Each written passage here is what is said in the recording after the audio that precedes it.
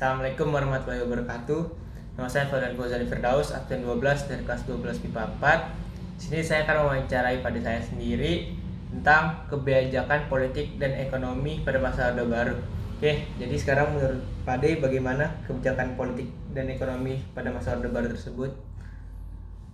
Pertama-tama saya akan menjelaskan mengenai politik di zaman Orde Baru. Di zaman Orde Baru itu sistem pemerintahannya presidensial, presiden dipilih melalui MPR dan DPR dipilih oleh rakyat. Jadi tidak seperti sekarang ini di zaman reformasi presiden dipilih langsung, tapi presiden dengan sistem perwakilan, yaitu menggunakan azas Pancasila, kerakyatan yang dipimpin oleh hikmat kebijaksanaan dalam permusyawaratan perwakilan. Jadi partai politiknya pun juga dibatasi. Pada saat Orde Baru itu hanya 3 partai, dua partai politik, satu golongan karya.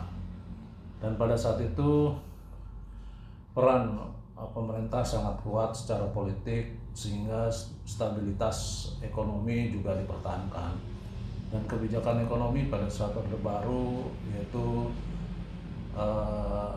ekonomi Pancasila yang disebut gotong royong dan koperasi menjadi sokok guru ekonomi di dalam Orde Baru pada saat itu.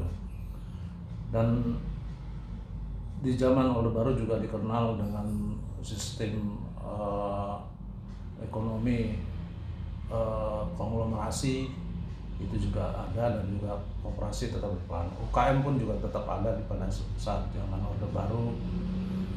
Dan juga ekonomi diutamakan di pada saat zaman Orde Baru, stabilitas ekonomi. Jadi bukan hanya sekedar stabilitas politik, tapi juga stabilitas ekonomi.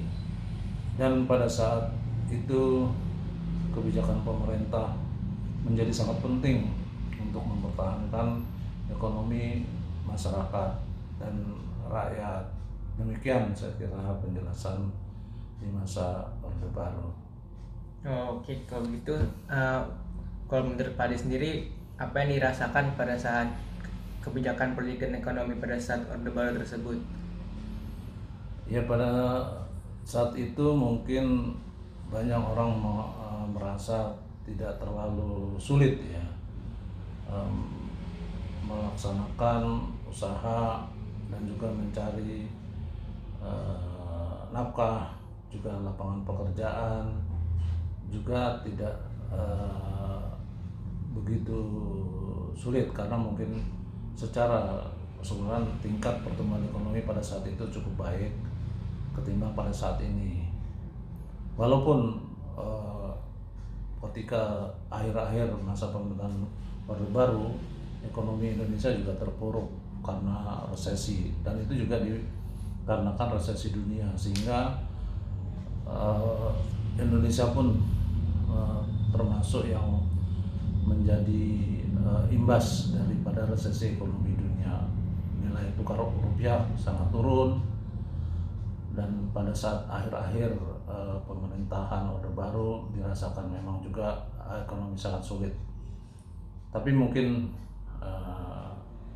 ada hal-hal yang juga sangat diuntungkan, tapi juga ada hal-hal yang juga sangat dirasakan penderitaan.